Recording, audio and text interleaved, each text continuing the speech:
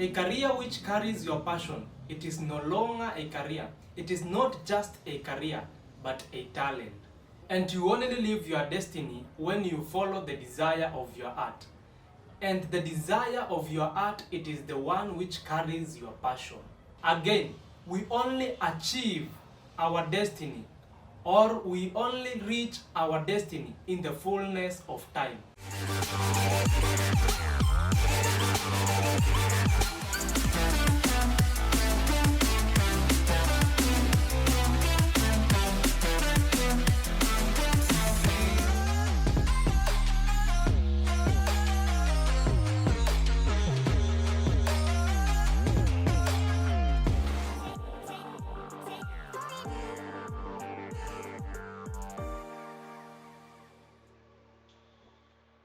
Hello my good people, it is your young man Sami Mwangangi, and today I'm back with a new article. So the topic of our today's article will be the orientation of your destiny. So in my article we are going to discuss what is a destiny in depth and how you should approach or how you should determine what is your destiny and what defines your destiny. So guys, I welcome you to the article, and as usual I promise you that you are gonna enjoy this one. It is informative, enlightening, and just sweet. So guys, let's jump direct into our article. According to the normal definition of a destiny is said to be a something which a person or a thing is destined to, like it is a predetermined or predefined state. God is the one who defines our destinies to us, but it is our choice and obligation to make on whether to live our destinies or to abandon them. God is so loving to an extent that He can define your destiny even if you don't believe in Him. Even if you are an atheist or an unbeliever, God is so loving to an extent that He can define your destiny to you. For an unbeliever, when God defines your destiny for you, at no point will God come into your life and confirm to you that He has already defined it to you, because you already don't believe in Him. So the disadvantage of such kind of definition is that you always have no clear assurance on whether what you are doing is connected to your destiny or whether you are living your destiny or not. This is because you only depend and believe on your own understanding alone and not your own understanding plus God. Like it means you need to have an outstanding belief on yourself. Believe that this is what you were born to do, and believe that this is your destiny, as long as it is connected to your talent and it has greatness in it. For those who believe in God, they always have an ardent advantage in that God always defines to them where their destiny lies and what is connected to their destiny, as long as they ask you for such an assurance. Now, God uses the desires of our heart to define our destiny to us. And if I may ask, what is the desire of your heart? The desire of your heart is always connected to something that you are passionate about. Like your heart desires nothing but your passion. You can either be passionate on your talent or your career. But for me, I usually say this.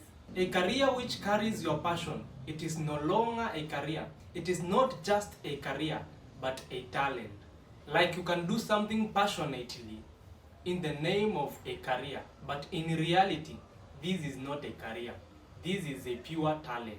For example, if your heart is passionate about nursing or teaching, then you cannot treat nursing or teaching like a career. It is no longer a career. That is a talent. I'm saying this because your passion is 100% connected to something that you were born with. And we are only born with talents and abilities, not career. Like you were born with the ability to teach. You were born with the ability to treat people well. That is where your greatness lies. So we have said your destiny is always connected to the desire of your heart. And you only live your destiny when you follow the desire of your heart. And the desire of your heart, it is the one which carries your passion. If your heart is not at peace with what you are doing, then it means that what you are doing is not connected to your destiny at any point. If you always struggle with your inner man, forcing you not to do something that you have been forcing yourself into doing, then what you have been doing is not connected to your destiny. For those who say that they have not yet discovered their talents or abilities, it is always very hard for them to understand their destiny or to live their destiny. The more you live without discovering your talent, the more you live without understanding your destiny. And the earlier you discover your talent, the earlier you understand your destiny. And some of these people who have not yet discovered their talents always say that their destiny is great. And for me, I usually feel like asking them, how have you discovered how your destiny is great, and yet you have not identified or understood the destiny itself? And that is why most of them never live their destiny. Not because God doesn't love them or God doesn't want them to live their destiny. No. It is because they have not yet discovered their talents. So simply, you will never understand your destiny until you first discover your talent. I mean something that you can do naturally without being taught. Now, those who always find it hard to discover their talents, here is a clue on what you can do. Very simple. Just listen to your heart. What your heart forces you into doing, that's your talent. And that is the desire of your heart. And that is where your destiny lies. It doesn't matter whether it is something minor or something major. As long as it is the desire of your heart, then that is where your success and greatness lies. You don't need to look for something that you can do. Like I usually hear some people say that. But just listen to your heart. What it desires, that is where your destiny lies. So if your heart loves your career, then that is not a career. That is something that you were born with. It is your talent. And that is one of the reasons why you hear some people just rose to greatness by doing minor things. Like greatness just located them because they were doing something that their heart loves, something that they are passionate on. Simply, they were trying to fight for their destiny. They were trying to chase their destiny. So the desire of your heart is your passion. And your passion defines your talent.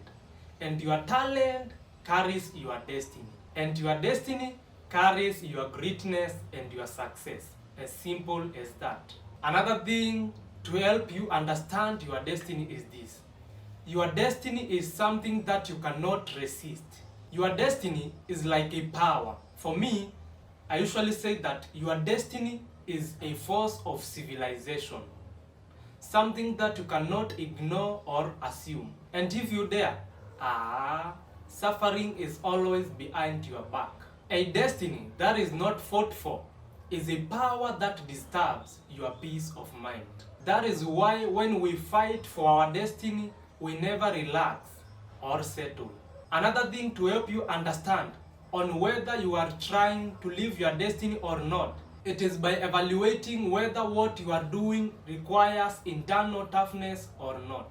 Something that you always find yourself struggling to achieve, it is always connected to your destiny. Because destiny does not come to those who are reluctant. Like it requires you to push and to work smart without giving up. Again, we only achieve our destiny, or we only reach our destiny in the fullness of time, after we have worked smart enough to experience the fruits of our efforts. You also need to understand this, that fullness of time is not just any time. It is at an appropriate time, and that is not too soon. This simply means a young man cannot live their destiny, or a young man cannot experience the success or the sweetness of their destiny at their age. Success of your destiny is always experienced by great men. Young men always fight for their destiny, then experience it at the fullness of time. And nobody knows, and no one can tell when they will experience their fullness of time. And as I conclude, Living your destiny requires a lot of wisdom and knowledge. Wisdom and knowledge to handle everyone and everything around you.